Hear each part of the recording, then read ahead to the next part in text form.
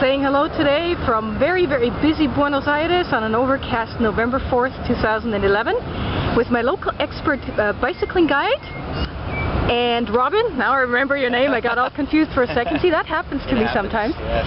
But you've taken me here, we're on the Avenida del Libertador. And this is here, Avenida Sarmiento, named after their 7th president of Argentina, Juan Domingo Sarmiento. Okay. And what is the significance of this area here? Well, this area, this whole park here, used to be all property of one dictator here. His name was Juan Manuel de Rosas. And this was at a time in Argentina where the Buenos Aires, the porteños were kind of, there was a division between the porteños and the rest of the provincias of Buenos Aires. Here the governor of Buenos Aires was Juan Manuel de Rosas. He was known as a dictator. Reason being, he exiled many people who wrote or spoke out against him. One of them being Sarmiento, another one being a president that would later come along, Bartolomé Mitre. And this back here, which is now the Buenos Aires Zoo, was Juan Manuel de Rosas' his own personal private zoo. So all of this property around here was his property until he was overthrown in the Battle de Caseros. And he was overthrown with the help of Jose Urquiza, who we'll see a statue later on today, as well as Sarmiento and Bartolomé Mitre. And he was overthrown on the 3rd of February, and this whole park up here that we're about to enter is called Parque 3 de Febrero. So what we have over here is a Spanish monument, Monumento de Españoles, and it was a gift to Argentina on the 100th anniversary of Argentine independence, so 1910.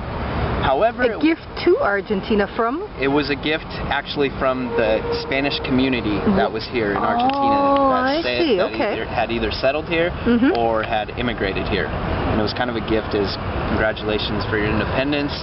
And how it came about, it wasn't actually inaugurated and put up until 1926. Wow. So why the 16-year period? Well, the first 2 sculptors on this died during the process. And so sculptor number 1 starts going to work, he dies. They commission another sculptor, going to work, he dies. They finally get the statue done. They were building it in Spain, and the marble was shipped over. And when it was being shipped over, the final product in 1920, the ship went down right outside of Brazil. Oh, you're kidding me. So the people here... What a jinxed project. Yes, they said it's a curse. Yeah. It has to be a Spanish curse. They're pissed that you know, we have independence now. So people are very superstitious here. Yeah. And well, they finally put it up. So they dug it up from the sea floor, basically? No, they built a whole other one. They built a whole other one. Which is why it took another 6 years to build it and bring it back down. Yeah. So and it was built in Spain also? It was built in Spain. The marble was shipped over from Spain. And there are 4 different statues on the corner. Yeah. And each of them represent the 4 corner provinces of Argentina. So we have Misiones here. The other one over there is Jujuy. And then Santa Cruz on the other end. And Tierra del Fuego. Oh, yeah. So they represent the 4 corner provinces of Argentina. Very interesting. Real quick, this statue here. Funny story about it. This is Beethoven's body with Sarmiento's face. Well, is that interesting? Why is this? Well, when Sarmiento became president, he wanted 2 statues built. One, Beethoven. He really loved Beethoven. One of himself.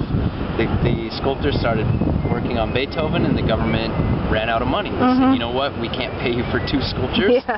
So we're only going to need 1, and it's just going to be Sarmiento. And he said, I'm sorry, I already started with Beethoven. And he said, too bad, do what you can. He Finish said, it okay. Off. Well, sculpted a couple things and said, there you go. There's Sarmiento, even though he looks half like Beethoven, and he really doesn't look like Sarmiento, the president. Sarmiento is on the 50 peso note, and if you were to compare him, or if you look at any of his pictures in history, looks nothing like this. Okay. This statue was actually put up... They call that austerity measures. Austerity measures? Yeah, is that right? absolutely, yeah. This was actually put up in the bedroom of Juan Manuel de Rosas. Oh, really? So it's kind of the ultimate... Yeah, that. Exactly. Very interesting.